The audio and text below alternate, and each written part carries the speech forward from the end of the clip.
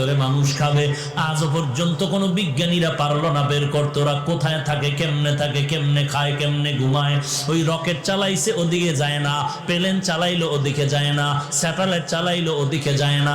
আল্লাহর কুদরতের পর্দার মধ্যে আবৃত করা আছে।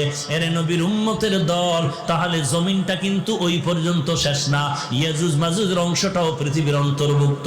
কত বছর আগে পত্রিকার মধ্যে খবর আসলো, রাশিয়ার জমিনে একটা আগুনের কুণ্ডলী নামলো জমিনের মধ্যে।